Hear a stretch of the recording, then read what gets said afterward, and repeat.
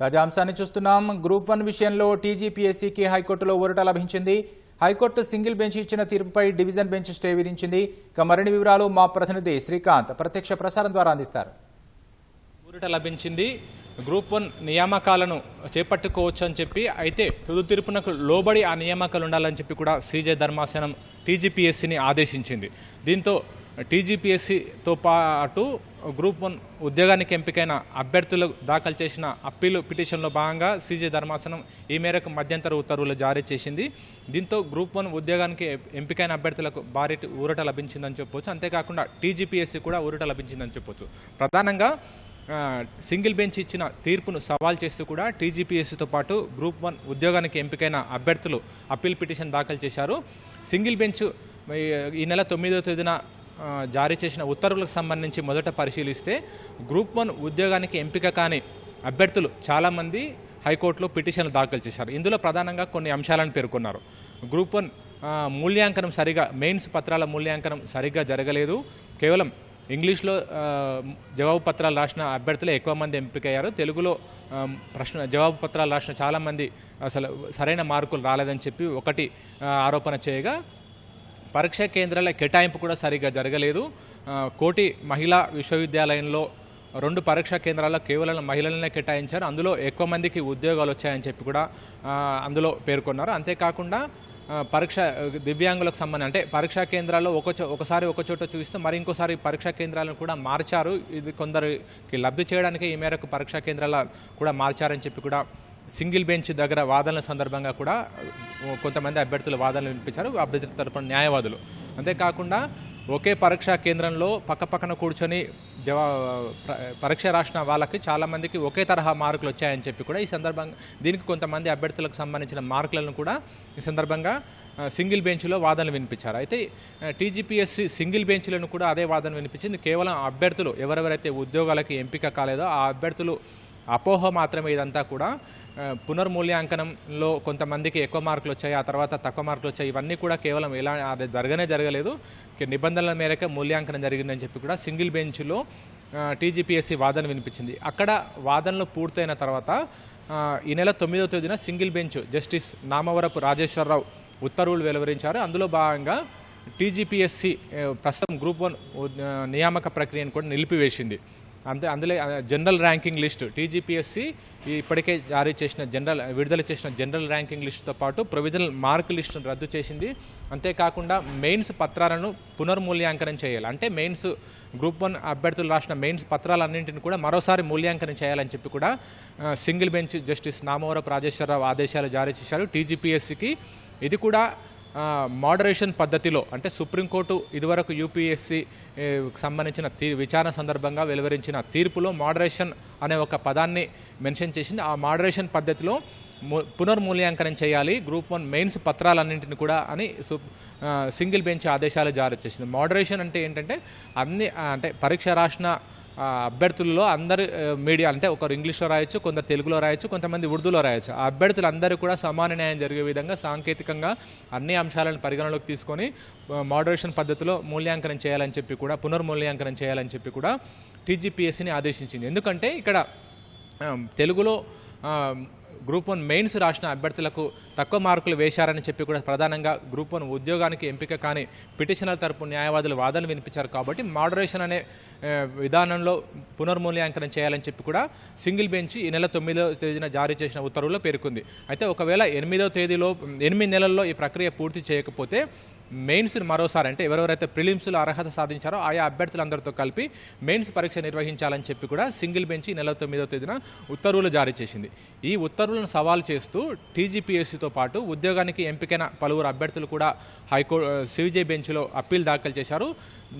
ఈ జస్టిస్ అపరేష్ కుమార్ సింగ్తో పాటు జస్టిస్ మొహియుద్దీన్లతో కూడిన సీజే ధర్మాసనం ఈరోజు ఈ అప్పీల్ పిటిషన్లపై విచారణ చేపట్టింది. ఈ సందర్భంగా అడ్వకేట్ జనరల్ సుదర్శన్ రెడ్డి ప్రధానంగా కొన్ని అంశాలను సీజే దృష్టికి తీసుకెళ్లారు. జస్టిస్ నామవరపు రాజేశ్వరరావు ఇచ్చిన ఉత్తర్వుల్లో ఆధారాలు లేకుండా కూడా ఉన్నాయి, అంటే నిబంధత లోపించింది. అందులో కేవలం ఎవరైతే ఉద్యోగాలకు ఎంపిక కాని అభ్యర్థులు వాదనలు వినిపించారో వాటిని పరిగణలోకి తీసుకున్నారు. కానీ ఆ ఉత్తర్వులు వెలువరించిన దాంట్లో ఆధారాలు లేవని చెప్పి కూడా ఈ సందర్భంగా అడ్వకేట్ జనరల్ సుదర్శన్ రెడ్డి కోర్టుకు తెలిపారు.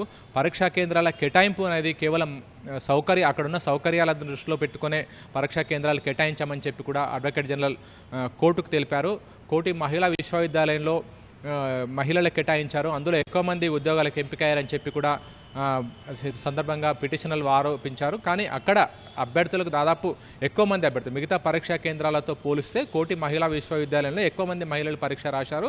ఆ నిష్పత్తి చూస్తే అంటే మిగతా కేంద్రాల్లో ఎంపికైన ఉద్యోగానికి ఎంపికైన అభ్యర్థుల నిష్పత్తి చూస్తే ఇక్కడ నిష్పత్తి కూడా అదే విధంగా ఉంది. ఇక్కడ ఎక్కువ మంది అభ్యర్థులు ఎంపికయ్యారంటే ఇక్కడ ఎక్కువ మంది అభ్యర్థులు పరీక్ష రాశారు.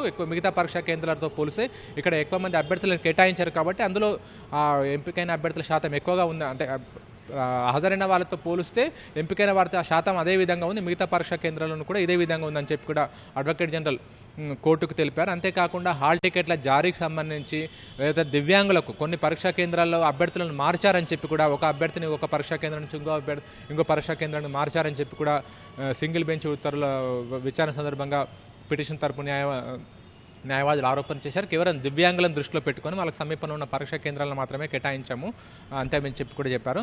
అంతేకాకుండా పక్షపాతంగా ఇక్కడ మూల్యాంకనం జరిగిందని చెప్పి కూడా చేస్తున్న ఆరోపణలో ఎలాంటి అంటే సింగిల్ బెంచ్ కూడా ఉత్తర్వులు పేర్కొంది. దానికి ఎలాంటి ఆధారాలు లేవు. ఎందుకంటే పక్క రాష్ట్రమైన ఆంధ్రప్రదేశ్లో కూడా ఏపీపీఎస్సీ ఆధ్వర్యంలో గ్రూప్స్ నిర్వహించారు. అక్కడ కూడా తెలుగులో రాసిన అభ్యర్థులు తక్కువ సంఖ్యలో అంటే ఇంగ్లీష్లో రాసిన వాళ్ళతో పోలిస్తే తెలుగులో రాసిన వాళ్ళు తక్కువ సంఖ్యలోనే ఎంపికయ్యారని చెప్పి సందర్భంగా అడ్వకేట్ జనరల్ కోర్టుకు తెలిపారు. ఉద్యోగానికి ఎంపికైన అభ్యర్థులు దాఖలు చేసిన అప్పీలు పిటిషన్ల వాదనల సందర్భంగా ఆయా అభ్యర్థుల తరపు న్యాయవాదులు కూడా ప్రధానంగా వాదనలు వినిపించారు. ప్రిలిమ్స్ పరీక్ష ముగిసింది, ఆ తర్వాత మెయిన్స్ పరీక్ష ముగిసింది. ఫలితాలు వెల్లడించిన తర్వాత ఉద్యోగానికి ఎంపిక కాని అభ్యర్థులు హైకోర్టును ఆశ్రయించారు. ఇదంతా కూడా పూర్తిగా నిబంధనలకు విరుద్ధమని చెప్పి కూడా ఈ సందర్భంగా ఉద్యోగానికి ఎంపికైన అభ్యర్థులు దాఖలు చేసిన అప్పీలులో వాదనల సందర్భంగా న్యాయవాదులు వాదనలు వినిపించారు. కేవలం ఈ పరీక్ష హాల్ టికెట్ల విషయంలో ప్రధానంగా కూడా ప్రిలిమ్స్కి ఒక హాల్ టికెట్ జారీ చేశారు, మెయిన్స్కి ఒక హాల్ టికెట్ జారీ చేశారు. ఇదంతా కూడా కొందరికి లబ్ధి చేకూర్చనికని చెప్పి కూడా ఈ ఉద్యోగానికి ఎంపికైన అభ్యర్థుల న్యాయవాదులు కూడా అంటే ఇదంతా కూడా కేవలం అపోహనని చెప్పి కూడా ఉద్యోగానికి ఎంపికైన అభ్యర్థుల న్యాయవాదులు వాదించారు. ఈ విధంగా పలు అంశాలకు సంబంధించి వాదన వినిపిస్తున్న సందర్భంలో సీజే ధర్మాసనం కూడా కొన్ని అంశాలను ఏజీని ప్రశ్నించింది. ఎందుకంటే సింగిల్ బెంచ్ ఇచ్చిన ఉత్తర్వుల్లో బయాస్, ఇంటిగ్రిటీ అనే పదాలను వాడారు. అంటే ఈ పదాలను బట్టి చూస్తే టీజీపీఎస్సీకి గ్రూప్ 1కి సంబంధించిన మెయిన్స్ పేపర్ ఏమైనా లీక్ అయిందా అని ఏజీని ప్రశ్నించారు. ఏజీ మాత్రం దానికి అలాంటి ప్రశ్నే లేదు, పేపర్ ఎక్కడ లీక్ కాలేదని చెప్పి కూడా ఏజీ సమాధానం ఇచ్చారు. దానికి బదులుగా సీజే మాస్ కాపింగ్ ఏమైనా జరిగిందా, మాల్ ప్రాక్టీస్ ఏమైనా జరిగిందా పరీక్షా కేంద్రాల్లో అని చెప్పి కూడా ఏజీని సీజే మరోసారి ప్రశ్నించారు. కానీ మాల్ ప్రాక్టీస్ జరిగినట్లు కానీ లేకపోతే అక్కడ పరీక్షా కేంద్రాల్లో అక్రమాలు చోటు చేసుకున్నట్టు కానీ ఎలాంటి ఆధారాలు లేవని చెప్పి కూడా ఏజీతో పాటు ఉద్యోగానికి ఎంపికైన అభ్యర్థుల తరపు న్యాయవాదులు సీజే దృష్టికి తీసుకెళ్లారు. మరి ఇలా అంటే ఈ సందర్భంగా మూల్యాంకనం అంటే ఎవరెవరైతే ప్రతివాదులుగా ఉన్నారో అంటే ఉద్యోగానికి ఎంపిక కాని అభ్యర్థుల తరపు న్యాయవాదులు వాదిస్తూ మూల్యాంకనంలో అక్రమాలు చోటు చేసుకున్నాయి, మూల్యాంకనంలో రూల్స్ను ఉల్లంఘించి టీజీపీఎస్ మూల్యాంకనం చేసిందని చెప్పి కూడా ఉద్యోగానికి ఎంపిక కాని అభ్యర్థుల తరపు న్యాయవాదులు సీజే బెంచ్ దృష్టికి తీసుకెళ్లారు. మీరు ప్రశ్న పత్రాలను పరిశీలించారా, లేకపోతే జవాబు పత్రాలను పరిశీలించారా, లేకపోతే సింగిల్ బెంచ్ కూడా అభ్యర్థులు రాసిన జవాబు పత్రాలను ఏమైనా పరిశీలించిందని చెప్పి కూడా సందర్భంగా న్యాయవాదులను పరిశీలించారు. జవాబు పత్రాలను పరిశీలించలేదు, కేవలం ఓఎంఆర్ షీట్ ఆధారంగానే మూల్యాంకనం సరిగ్గా జరగలేదని చెప్పి కూడా మేము వాదిస్తున్నామని చెప్పి కూడా ఉద్యోగానికి ఎంపిక కాని అభ్యర్థుల తరపు న్యాయవాదులు కోర్టుకు తెలిపారు. అంతేకాకుండా రచనారెడ్డి వాదనలు వినిపిస్తూ కొన్ని పరీక్షా కేంద్రాల్లో పక్కపక్కన కూర్చొని పరీక్షలు రాసిన అభ్యర్థులకు ఒకే తరహా మార్కులు వచ్చాయి, ఇది మాల్ ప్రాక్టీస్ జరిగిందనడానికి ఇదే నిదర్శనం అని చెప్పి కూడా ఈ సందర్భంగా రచనారెడ్డి వాదించారు. అయితే హాల్ టికెట్లకి టైంకి సంబంధించి వాదనలు వినిపించబోగా సీజే వాటిని పరిగణలోకి తీసుకోలేదు. టీజీపీఎస్సీకి కొన్ని రూల్స్ ఉంటాయి, హాల్ టికెట్ల జారీ కానీ లేదంటే పరీక్షా కేంద్రాల కేటాయింపు, మూల్యాంకనం అవన్నీ కూడా కొన్ని రూల్స్ ఉంటాయి. ఆ రూల్స్ ప్రకారమే టీజీపీఎస్సీ వెళ్తుంది. ఆ రూల్స్ ఉల్లంఘించినట్లు ఏమైనా ఆధారాలు ఉన్నాయా అని చెప్పి కూడా న్యాయవాదులను ప్రశ్నించింది. టీజీపీఎస్సీ తరపు న్యాయవాదులేమో ఎక్కడ కూడా రూల్స్ ఉల్లంఘించలేదని చెప్పి కూడా సీజే ధర్మాసనానికి తెలిపారు. ఉద్యోగానికి ఎంపిక కాని అభ్యర్థుల తరపు న్యాయవాదులేమో ఒకే తరహా మార్కులు వచ్చాయని చెప్పి కూడా కోర్టుకు తెలిపారు. అయితే వీటన్నిటిని పరిగణలోకి తీసుకుని అయితే ఈ సందర్భంగా టీజీపీఎస్సీ 2011 నుంచి ఇప్పటి వరకు నోటిఫికేషన్ జారీ చేయలేదా గ్రూప్ 1కు సంబంధించి గ్రూప్ 1 ఉద్యోగాల కోసం అని చెప్పి కూడా సీజే ఏజీని ప్రశ్నించింది. దాదాపు 15 నెలల తర్వాత ఈ గ్రూప్ 1 నియామక ప్రక్రియ జరుగుతుందని చెప్పి కూడా ఏజీ మరోసారి కోర్టు దృష్టికి తీసుకెళ్లారు. ఈ వాదనలన్నింటినీ పరిగణలోకి తీసుకున్న తర్వాత సీజే ధర్మాసనం సింగిల్ బెంచ్ ఇచ్చిన తీర్పుపై స్టే విధించారు. అంతేకాకుండా గ్రూప్ 1 ఉద్యోగానికి ఎంపికైన అభ్యర్థులు నియామక ప్రక్రియ చేసుకోవచ్చు అని చెప్పి కూడా టీజీపీఎస్సీని ఆదేశించింది. అయితే తదుపరి ఉత్తర్వులకు లోబడి నియామకాలు ఉండాలని చెప్పి కూడా ఈ సందర్భంగా సీజే టీజీపీఎస్సీని ఆదేశించారు. తదుపరి విచారణను అక్టోబర్ 15వ తేదీకి వాయిదా వేశారు. అయితే ఆలోపు రాతపూర్వక వాదనలు సమర్పించాలని చెప్పి కూడా టీజీపీఎస్సీ తరపు న్యాయవాదులతో పాటు ఉద్యోగానికి ఎంపికైన అభ్యర్థుల తరపు న్యాయవాదులను, ఉద్యోగానికి ఎంపిక కాని అభ్యర్థుల తరపు న్యాయవాదులను కూడా సీజే ధర్మాసనం ఆదేశించింది. రాతపూర్వక వాదనలు సమర్పించిన తర్వాత అక్టోబర్ 15వ తేదీన వాదనలు వింటామని చెప్పి కూడా సీజే చెప్పారు. ఈ పిటిషన్పై ఈ అప్పీల్ పిటిషన్లపై విచారణ అక్టోబర్ 15వ తేదీకి వాయిదా వేశారు. మొత్తం మీద టీజీపీఎస్సీతో పాటు గ్రూప్ 1 ఉద్యోగానికి ఎంపికైన అభ్యర్థులకు భారీ ఊరటనే చెప్పొచ్చు. ఎందుకంటే నియామక ప్రక్రియ పైన మొత్తం నియామక ప్రక్రియను నిలిపివేసింది, జీఆర్ఎల్ను రద్దు చేసింది, ప్రొవిజనల్ ర్యాంకింగ్ లిస్టును రద్దు చేసిన సింగిల్ బెంచ్ ఉత్తర్వులన్నింటిపై కూడా స్టే విధిస్తూ నియామక ప్రక్రియను చేసుకోవచ్చు, తుది తీర్పునకు లోబడి నియామకాలు ఉంటాయని చెప్పి కూడా సీజే బెంచ్ ఆదేశించింది. తదుపరి విచారణ అక్టోబర్ 15వ తేదీ వాయిదా వేసింది. Over to you.